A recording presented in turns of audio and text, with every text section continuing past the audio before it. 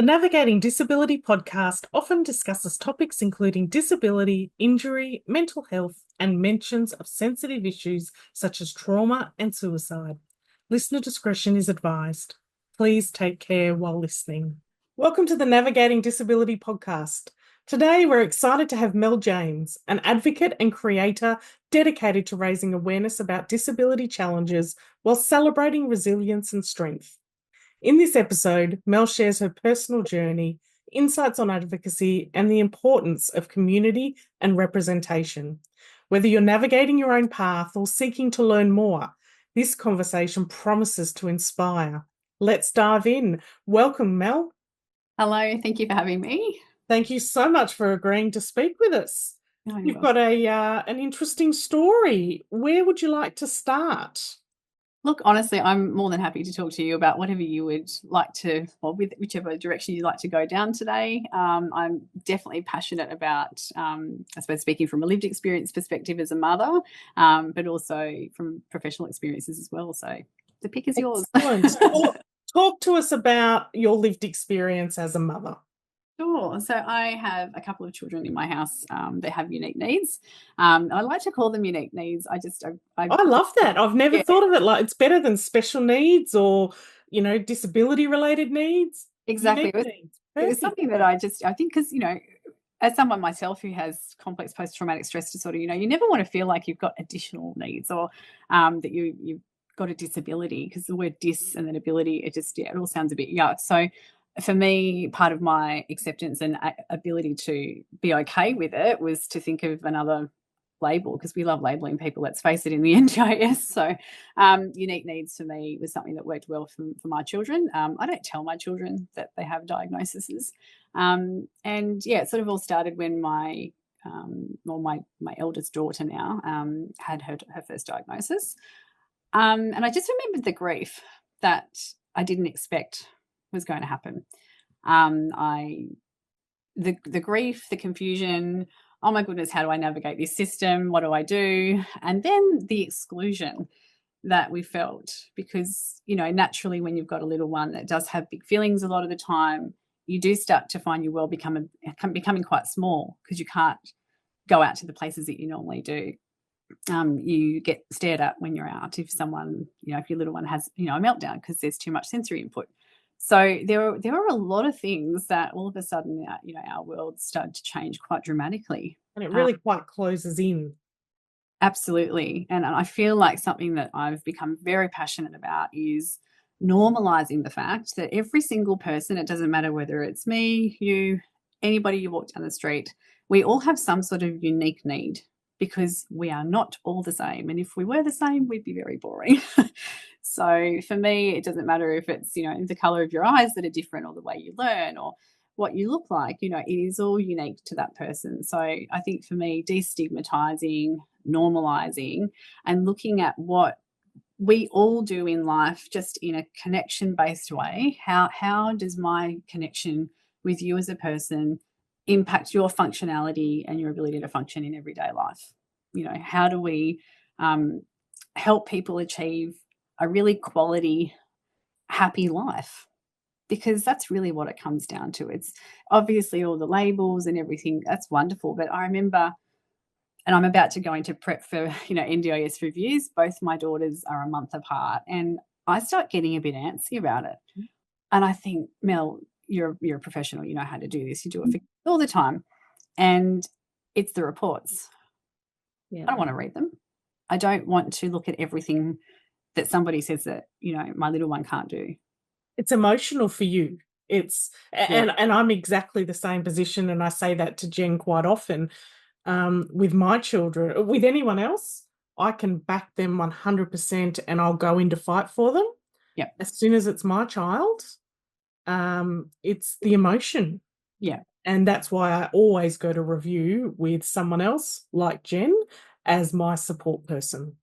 Absolutely. Yeah. And I find that, when you're going into review as well, like I do often feel that sometimes some of the things I say to you are ridiculous. Like I once had an NDIS planner say to me that my daughter would grow out of her autism diagnosis. Oh, we've had that many a time. And I remember saying, well, and I was actually quite cranky because I'd just been at a situation at work where there was a mum that really, really, we'd been working very, very hard to help this mum understand that it was okay that her little one had some needs. Like, they'd been through, I think, 6 childcare centres that they'd been thrown out of. And, we did a full advocacy plan. We're like, no, we're going to do this and that and the other. And I thought to myself, it took so long to get that mum on board, not because of anything she wasn't in denial or anything. It was just really hard. And I thought, if that planner had said to that mum what she'd said to me, well, for starters, the trust with us would have been out the window because, oh, no, but hang on, the NDIS said.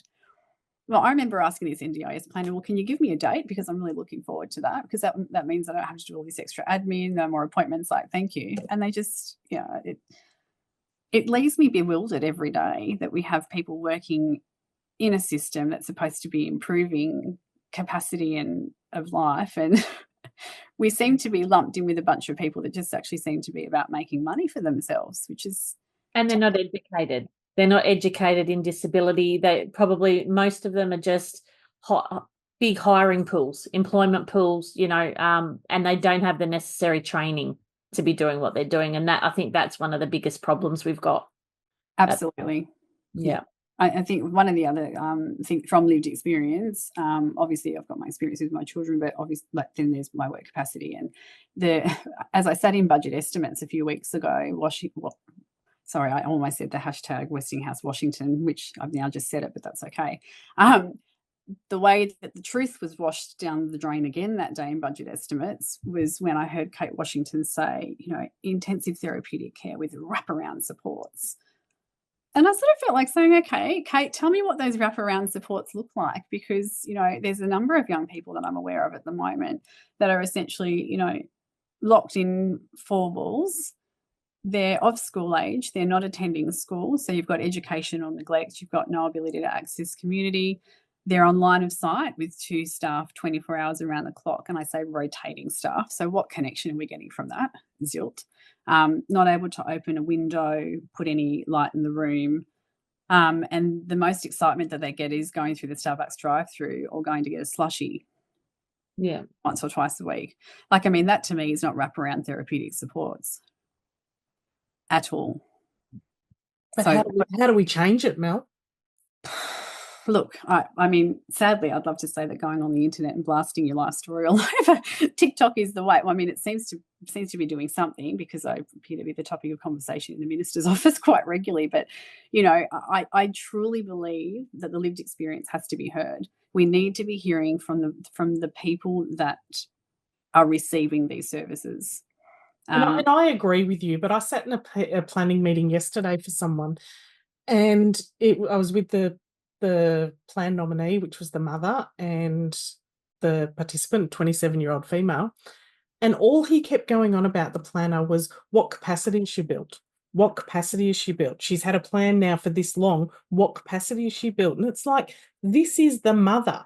Yes. The mother does not have any allied health experience, does not have, and some people just are never going to build capacity to what they need. And it's the first time I've ever heard a planner say, our intention is for you not to be on the scheme forever. Doesn't matter that you've got a lifelong permanent disability. That's what the NDIS is all about. But we're now actively saying it's our intention to get you off the scheme. That's ridiculous. I think when you were talking about the building capacity, it takes me back to a conversation with my daughter's school a few weeks ago. They rang me and said, your little one's been identified as, having some reading difficulties. And I was like, yeah, okay, I know that. Because, yes, she has a diagnosis. If she doesn't learn to blend, she'll never be able to read. I said, I'm fully well aware of that. Have you read her diagnosis? Because they just kept going. It was like, we're not doing enough at home, or we're not doing X, Y, Z. And it's like, have you actually? And the answer was no. It's like, well, then if you don't understand apraxia of speech, or you don't understand verbal and motor dyspraxia, well, then please go and read her diagnosis. Go and educate yourself on it. If you're unsure, I'm not sure why you're calling me in, the second, third last week of the term to talk about this. So I think education is another one. Education's massive. And conversation. We are not conversating enough about it. It is not appropriate that in week, I don't know what it was, like a week or two ago, we are well into the term Mm. Why would a teacher only reach out to, and I have tried to reach out, why would that be the case? Like, back at our service when I had a preschool, we wouldn't let a parent through the door unless we could make sure that we could cater. And the different things that we would go through to make sure, and that was, a lot of parents were very nervous about that, because you rock up to a service and you take your child that might, display their forms of communication through behavior, because that's all they've got. And the service say, no, can't do that, can't cater. Whereas we were the opposite. It was like, no, come in, we want to hear everything. If we can't help you or we can't cater, we're going to be honest with you, but we're certainly not going to turn you away. We will help in some way. So what was it like when you received your daughter's diagnosis? Did you have any inkling that there was issues? Yeah, definitely. Like I knew, because I'd been a mum before, and obviously I had some experience as well, not in the disability field, but in early childhood. But part of it was actually relief, because I'd had, it was a very complicated sort of blended family situation, and the other party, who's no longer in the situation now, the other party was, they're completely normal. They used to like to use the word normal. And, even when going through the court process, very normal. It's like, okay, well, all these reports tend to say something different. So there was a bit of a relief, because then part of me thought, okay, right, now we know. You're validated. I'm validated. I'm not being gaslit and told that I'm a bad parent. So I think that was a lot of it. You've got a little one in a shopping centre that does have frequent meltdowns, and people look at you like it's you as a mum. And that shouldn't be anything that anybody worries about, but it does. You're a mum. It does. Human nature.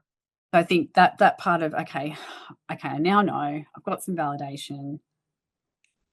I've gone and done all the things that I've been, told I need to do. But then after a little while, all of a sudden you think, oh my gosh, like, what does this mean for their future? And I think as she's gone through, and particularly because I have two now with quite different diagnoses, the worries are very different. I remember saying to one of the therapists, is she ever going to be able to drive a car? Is she going to be able to get her license? And, the answers are often, well, we don't know, how is the string? But we now know that, yes, definitely that will be the case. But it's all those life things that you think, will she find happiness? Will she ever have a partner? Or how's this going to look when we're not here? It's those long-term worries. And I think what I've come to realize in time now is it's actually, let's just think about here and now and be happy. Because as she's gotten older, the focus is now, because she's almost heading off to high school, that early intervention phase has come and gone. And we're in that phase with another one. But now we're in this phase of, okay, right, what do friendships look like? What does navigating those tricky social situations look like? How are we going to head into high school? Because that's, a whole different ball game. Are we going to be facing bullying or teasing and things like that? How did you personally cope when you got the diagnosis? The first one, the second one, sounds like you're going for the third. And I hate the labels, but it allows for acceptance. Yeah. And I don't believe that autism is an excuse, but it's absolutely a reason of why people are behaving the way they're behaving. Yeah. Look, it's sort of funny, like the first diagnosis, like I cope by doing, like I don't like, I will definitely get to that point where I'll sit and cry and rock myself in a corner to a point. But I think my first form of like not coping was when I went, okay, I've had to buy this, trampoline because, the jumping was great for her, sensory situation, and we've got all this and all these different things. And at that point, I didn't even know the NDIS was a thing. We'd been paying out of pocket for like 2 years. Had no idea, because no one felt the need to tell us that. And I remember thinking, how on earth do these how do parents afford this? Like, we lived in a very like sort of low socioeconomic area. And so my response was like, I went out and bought 10 therapy trampolines, and I dropped them off at local preschools and places. And then I put together therapy packs. And then my husband and I said, okay, right, the preschool that she's going to, we're going to fund an OT to go there for a year. And so we funded this OT to go to that service and 2 others, because we recognise it. So that was our way of coping, was thinking, oh gosh, Aboriginal people too, we believe it takes a village. And we just thought, how do we help? Because we want to build this little community of helping people, because we recognised the amazing help that our little one had. We had a beautiful ped that if it wasn't for him, I don't know where we'd be. He's Dr. Joseph McDessie. I'll give him a shout out every day. Dr. David Dossett, a psychiatrist from the Children's Hospital, like Adrian Thorne, our OT. These people deserve, like Anna Kwok, our speech therapist, they just deserve everything because they helped us so much. But not every child had that. So our way of coping was to go out and try and do and create what we had. And by that, we did meet people that we then became connected with, that our daughter then could become connected with, where she wasn't looked at like she was different. And parents that we felt we could connect with, that we would no longer look like we were terrible. And, you know, it's a different outlook, isn't it? It's a different way of life. Yeah. And I think like the tears and things came later on as we then stopped focusing on, okay, like we've got this, you know, little window of time where we can really try and help things get better.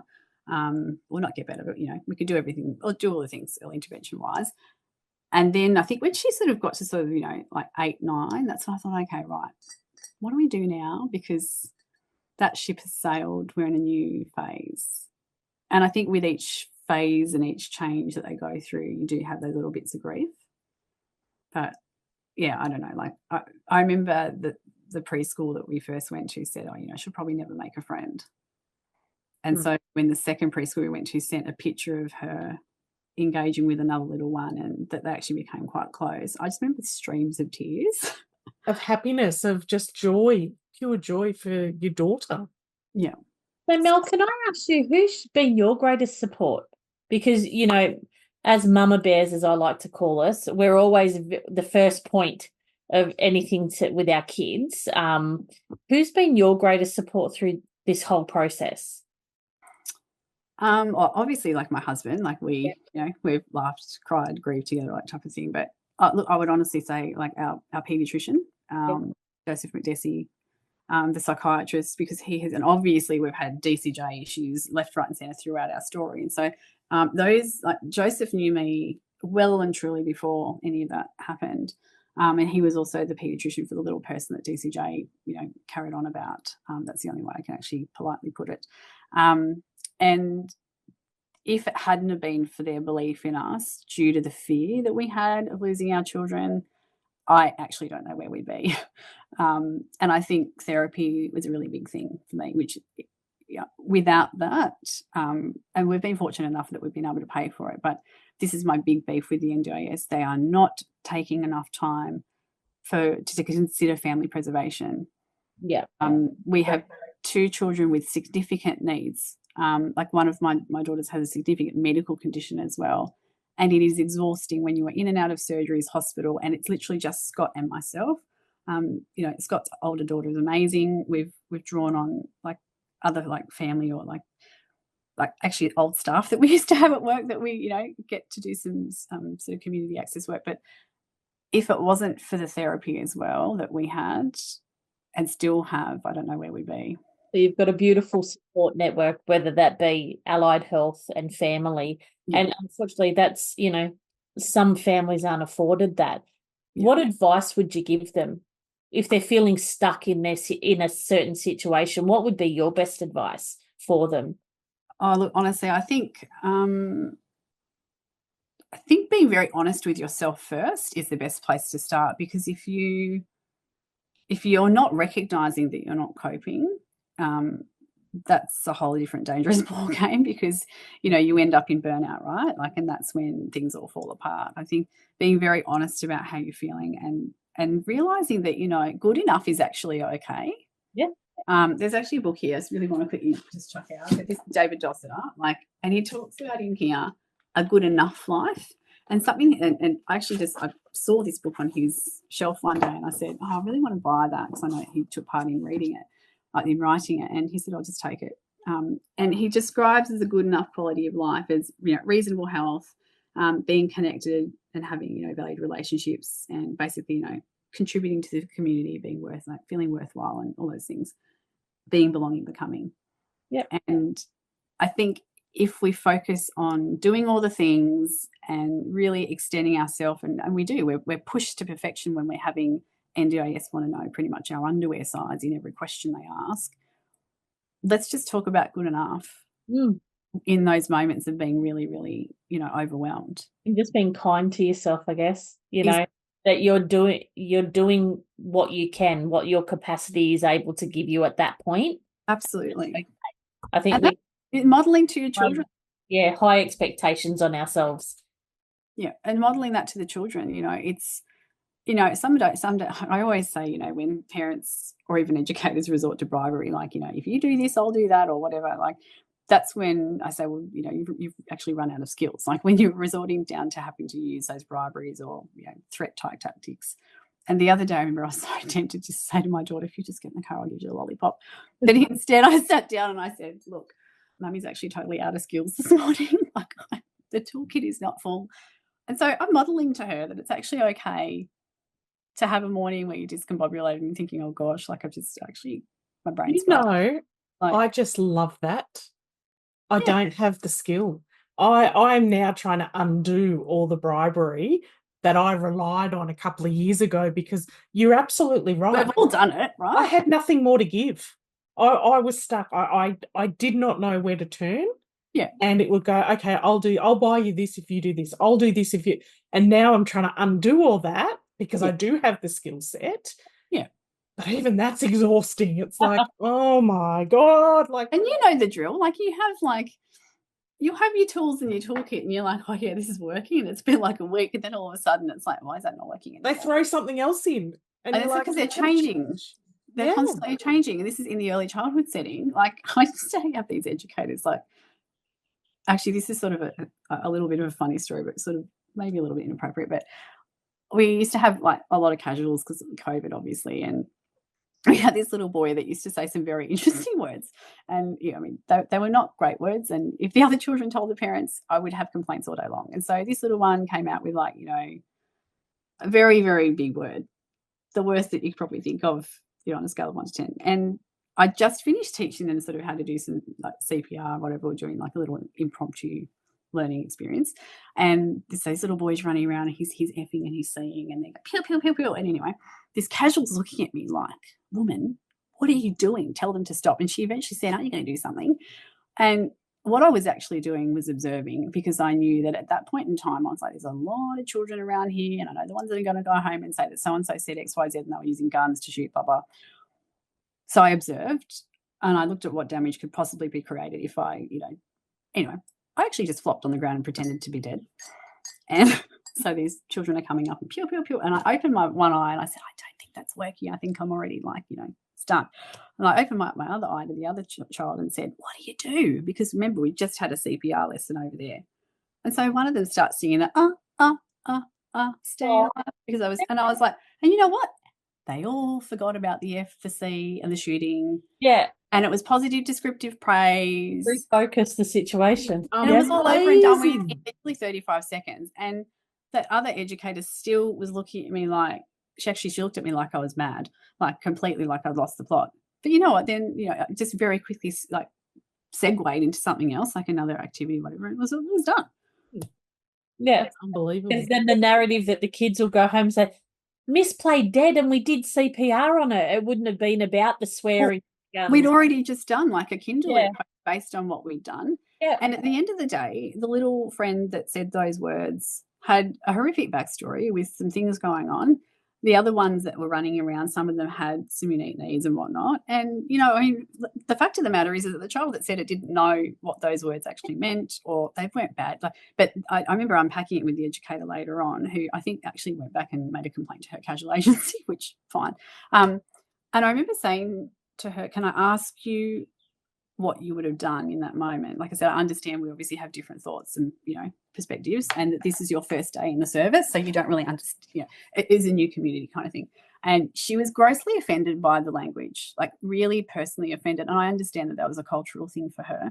And when she said, I would have said no, and, bad words, this and that, and there would have been discipline to follow through. And when I sort of broke down and explained to her about the backstory and, in general terms and what would have happened, I said to her, what do you think would have happened if, you had have said no, or if you had have said that that's bad or whatnot? And she did recognize that it wouldn't have worked. But it's a real, like, reframing language. And there's a lot to learn. And that's those tools that you were saying before, you know, they don't always work. So in a moment when they're not working, well, then you've got to think, well, what's your go-to? And my go-to now with my girls, because they're a bit older, they're old enough to understand, is, look, mummy's out of skills today. Yeah, I love that. Basically, and do you want a hug? Like, if worst comes to worst, do you want a hug? Yeah. And again, you've got that connection, right? And you're refocusing. Yeah. No, that's a great tool to have.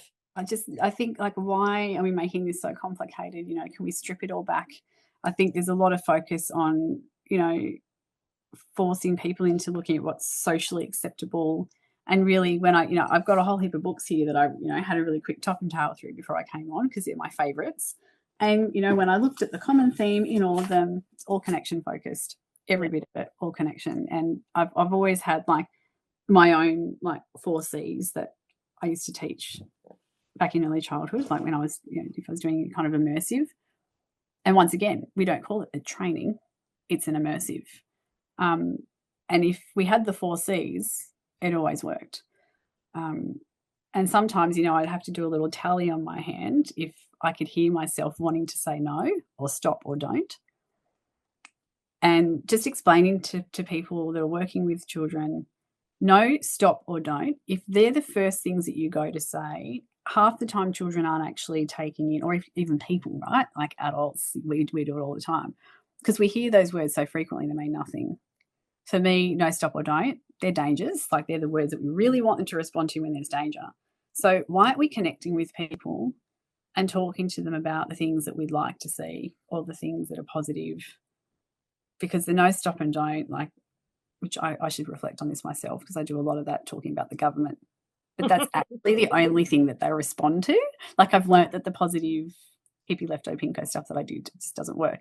But, if you've got your connection that's built on relational engagement, you've got your curiosity where you put your Inspector Gadget hat on, just doing those 2 things gets you a long way.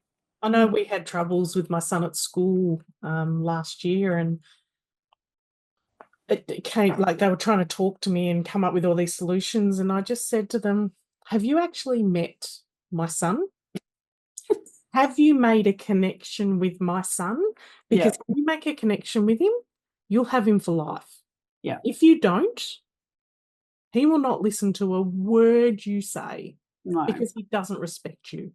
And I think we work so far towards the perfect outcome. And I'm one of these. I think, I grew up, and I'm starting to unpack all of this now, of not being good enough, because I never reached what everybody else wanted. But I look back now and I go, that actually was irrelevant. Mm-hmm. I was a good person. I am a good person, and I've done really well, but it's on my own agenda. It's not on anyone else's. And I think that's what we've got to get to with these children. All children have potential.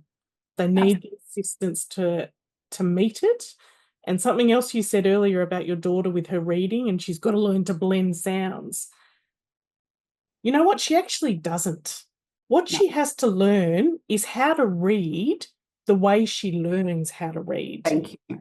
The education department is so set on teaching, you must learn how to read this way. Yeah. And for our kids, it doesn't work. My son's dyslexic. It doesn't work. So we actually, he's in senior school now, but in junior school, I sent him to school for socialisation. I didn't send him to school to learn. All of that was done outside of school in tutoring, where he was being taught how he learns, because it's so important.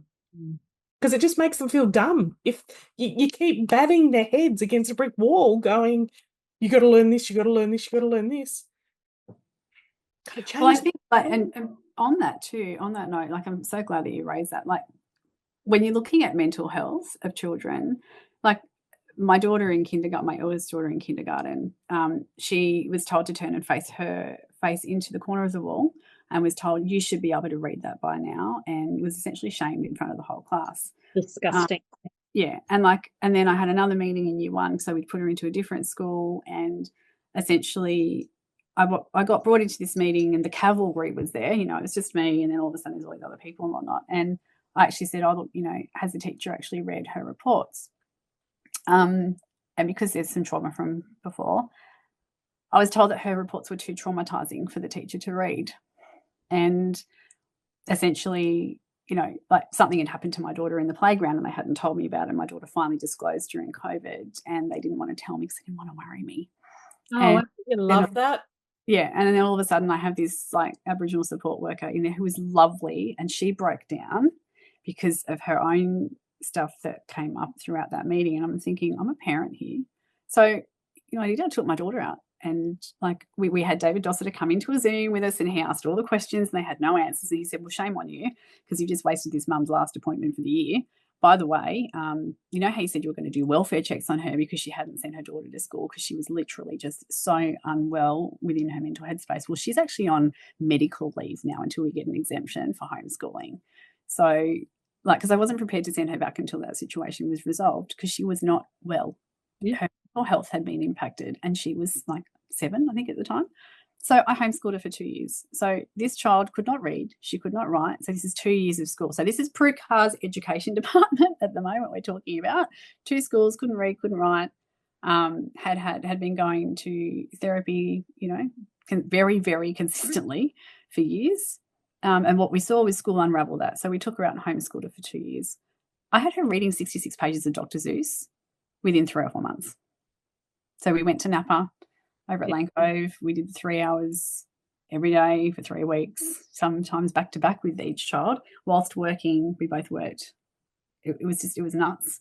But this is what I mean too. Like, how do we have children in a system where the system's built for the system? It's not built for the children. And she can read very well. Let me tell you, when she went back to school, we chose a Catholic school just because I thought, well, let's just give this a go and see if this works better. And I said the same to the principal. I said, socialization, I want her to come to a place where she's cared about, where she feels safe, and where she comes home and says, you know, Mum had a great day. My teacher spoke to me, you know, that someone that knows her and accepts her. And, you know, the first assembly that we were invited to, she read at the first liturgy. And I sat up the back and sobbed like a baby. And I couldn't believe that that was, like, I'm getting emotional thinking about it, because I was like, proud moment for mum and dad. I felt like saying to that kindergarten teacher, you put my child's face into the corner of a room and you told her you should be able to read like by now. And she had like a significant diagnosis, trauma. How dare you?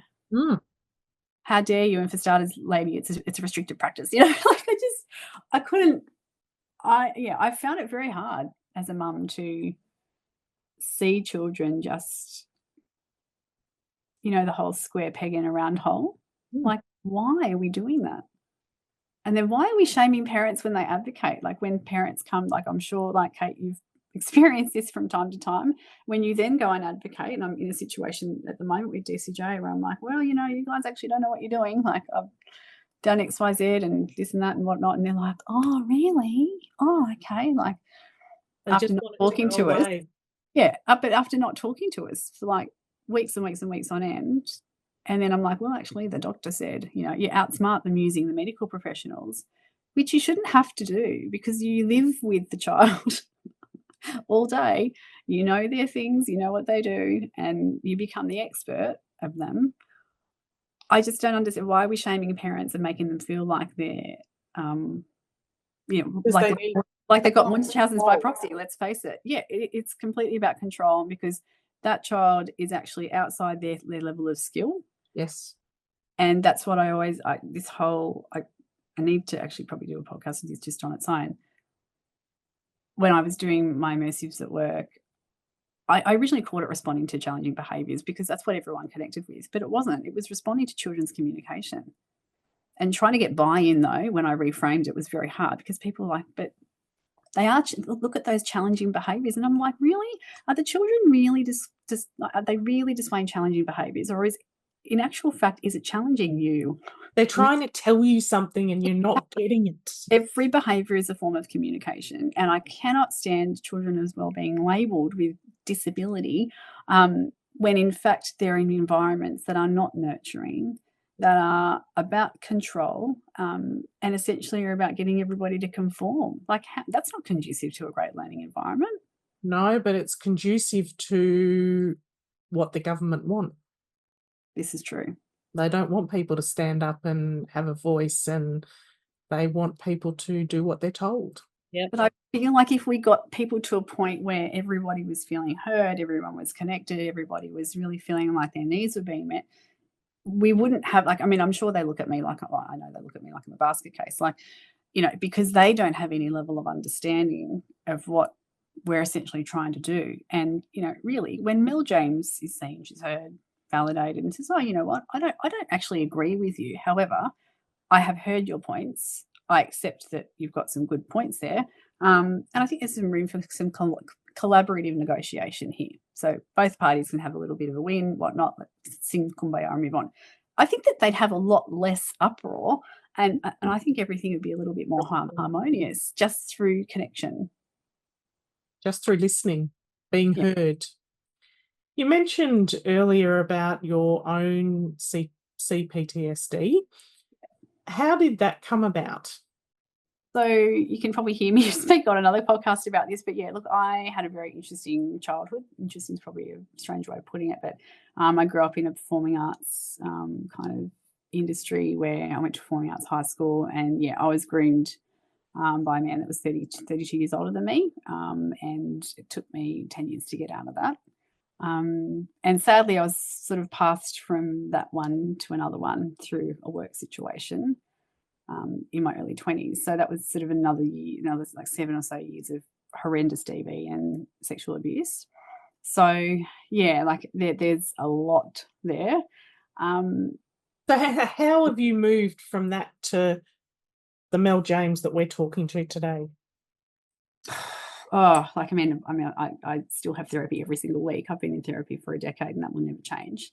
I need that to just be able to even just have a vent sometimes. But how awesome is that you can acknowledge that and say, I need this to become not a better person because you're a bad person, but a better person because you want to grow. It's a unique need. Yeah. It's not my fault that man, who is in the Sydney Morning Herald, if you just Google my name, Sydney Morning Herald, you can see it all. He's named. Here's a photo. Thank you, Amber Schultz. You know, it's not I was a child when that happened. Yes, I was shamed. I was told I must have wanted it. I was told that I chased him and that I was, you know, all these things and whatnot. My school told me I was an embarrassment because I was a Kellogg's scholarship holder at Macdonald College, and that I needed to end it or leave. So I left. So I have had that feeling of being a bad person or being less than. And when you have DCJ document things like, well, it's often the abused that become the abuser, or, you know, because she was sexually abused as a child, she mustn't have the insight to be able to recognise a child's needs. Carrying that around, which is why I'm so against labels, carrying that around is very difficult, and it does pop up every single day. So, and I would be lying if I said that that's not the case. And DCJ, if you're watching, great, document this about me. I don't care.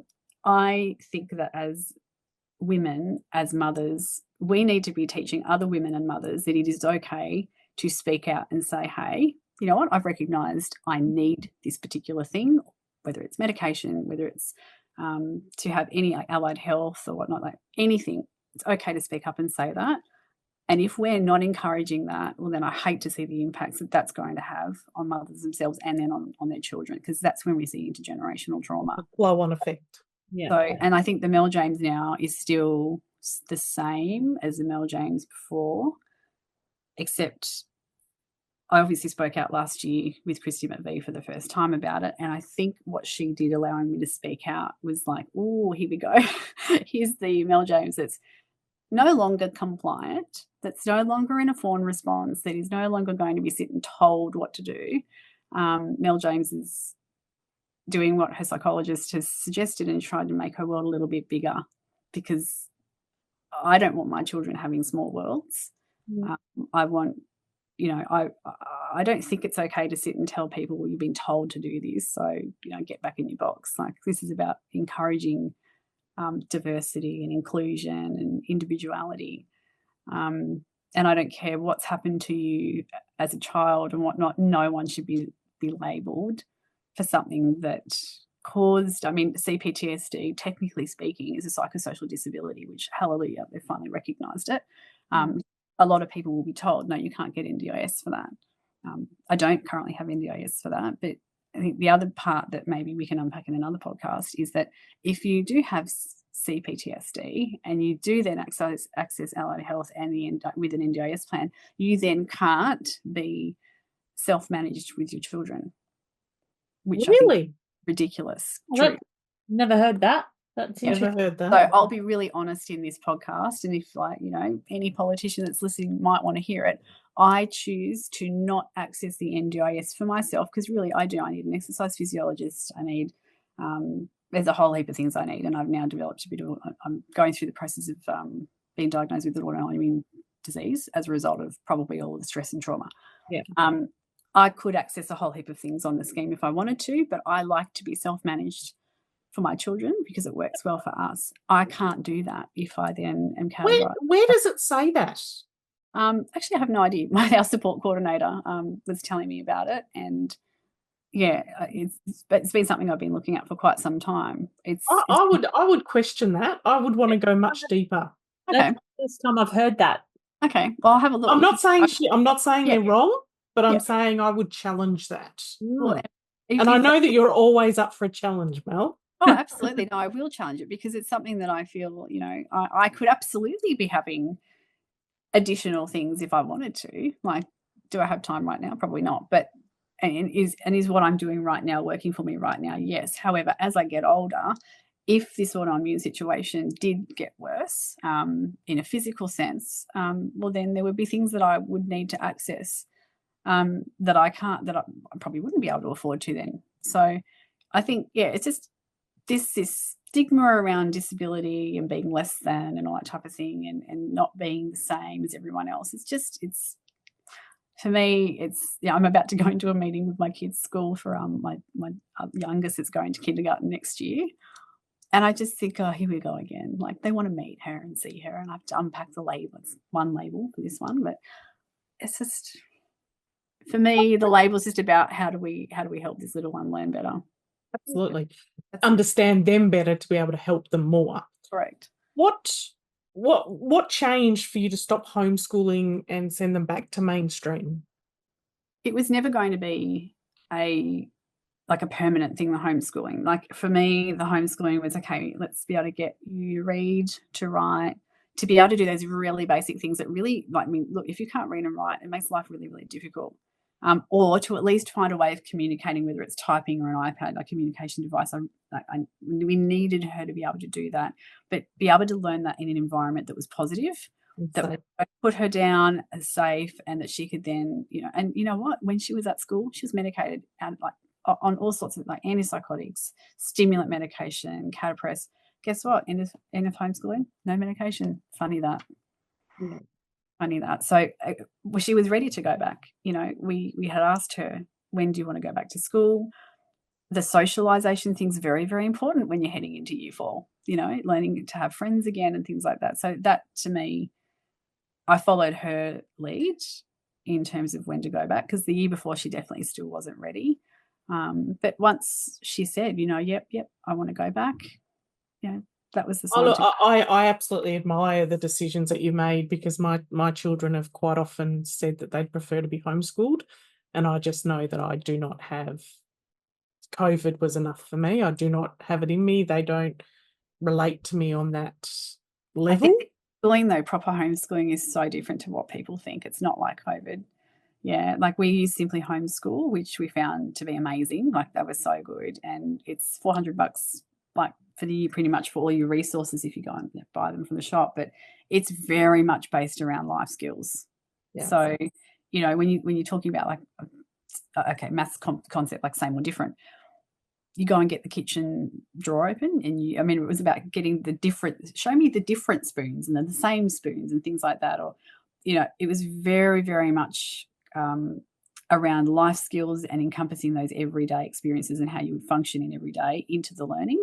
And so you'd get a set of reading books that they then used for every subject, which worked really well. It was easy. And it was great because it actually it fed into all the allied health stuff that we were doing.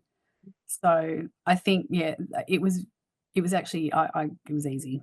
Yeah. It was so easy. Nothing like COVID and so if you've got multiple kids that are homeschooling, it's still those same set of reading books. Well, that makes it easier because I remember I felt like I broke my children when they did go back to the teachers. I'm sorry if I've broken them because I had one in high school. Well, it was a mess. I was just know what I was doing. So homeschooling to me, every time someone says homeschooling, I get anxiety. It's nothing like that. It's honestly nothing like that. And you can do it. It's not like you have to do it for 6 hours a day. For me, it's like there was actually more time for her to be out doing kid stuff, like swimming lessons and all those things that she actually really needed to do too. And it was, like there's one of the books is called In My Heart. There's a lot about feelings and things like that. But if I had two of my girls doing homeschooling, they would both use In My Heart. And they use it through the different subjects that are there. And the online, honestly, like when I started reading the activities, it was just, I felt like she learned way more doing that in time. Sometimes I think, gosh, I really haven't done enough homeschooling this week. But then when I looked at what we were actually doing, because I would document just very quickly or take a photo, because a photo can be great for documentation. When they looked at my documentation, they said, oh my God, like Nessa was like, they were really impressed with it. And I suppose I came from it with that early childhood sort of lens, and you don't realise how much time they actually waste at school. They waste so much with time. Assemblies, with subjects that they're absolutely not interested in. If my kids have to do religion anymore, and I accept that, but we've chosen to send them to that school, and that's what you need to do. But there's so much wasted subjects that for our kids who really are going to hone in on what they're good at, everything else is a waste of time. Well, and I also look at the other end of the spectrum. Let's look at the children that are gifted. Let's look at those children, because we've had a few kids that have come through preschool and we're like, okay, this is interesting, and displaying very, very robust behaviours because they're trying to communicate, how I'm bored here. And I've had one recently that's a teen that was diagnosed with an intellectual disability, yet combined with an adult over tertiary level algebra. I'm thinking, interesting. Imagine what you could get out of those children.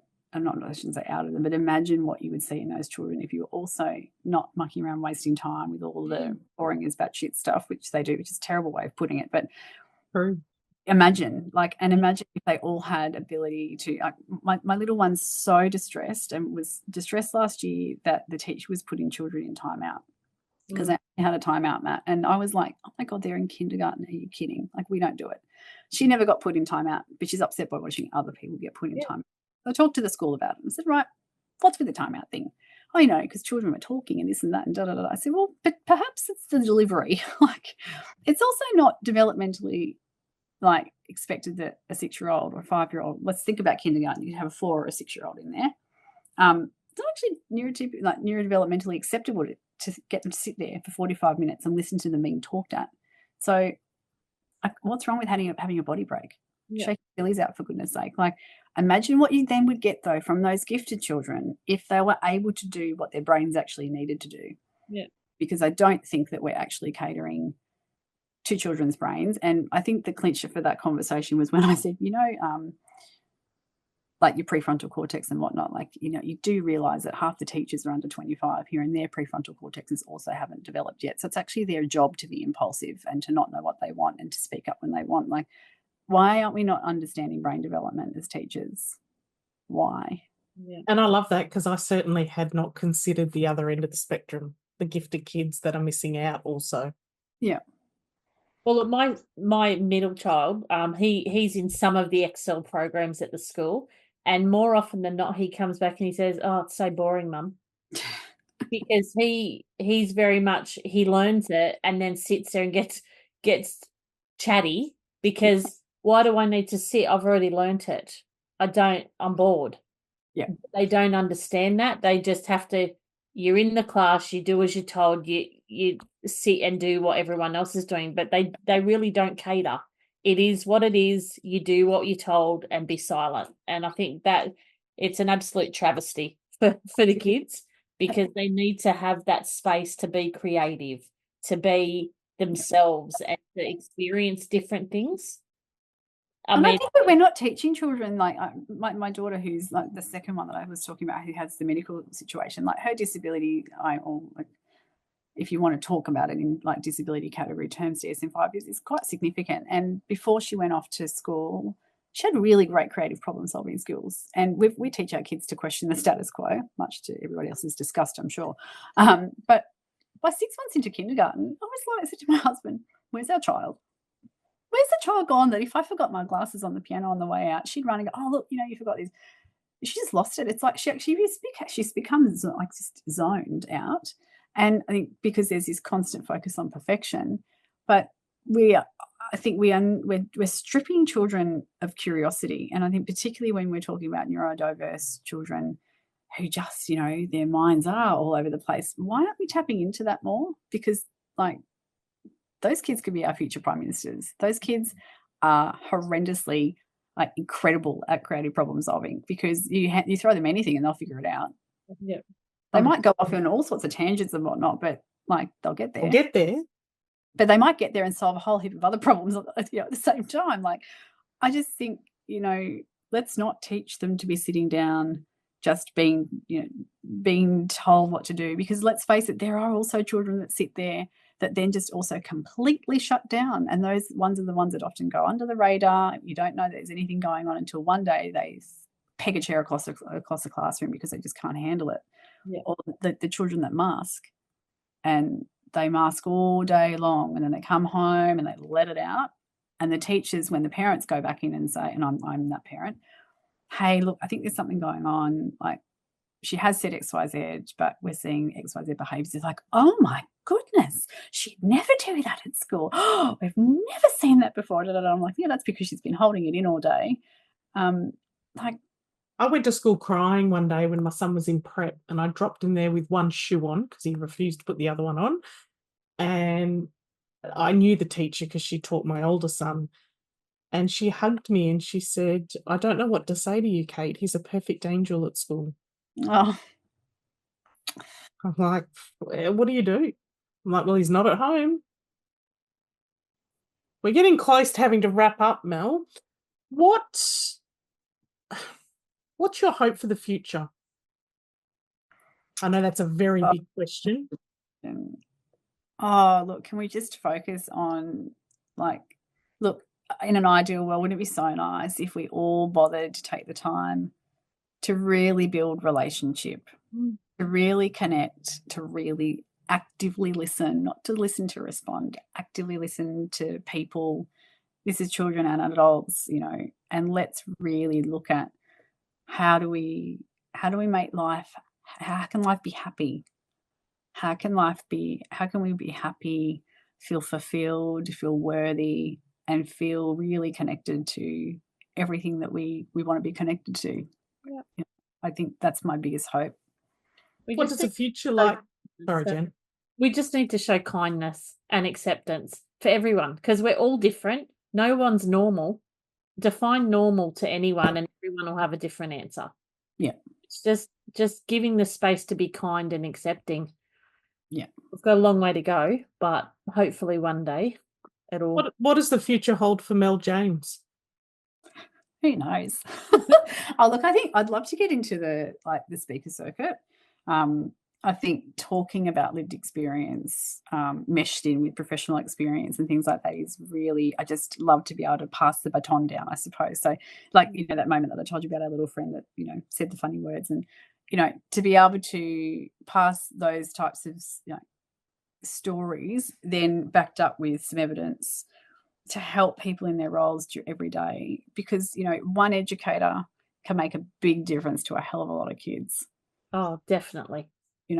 So being able to pass that on from, and I think what's in it for Mel, I think we really need to understand that lived experience means a lot.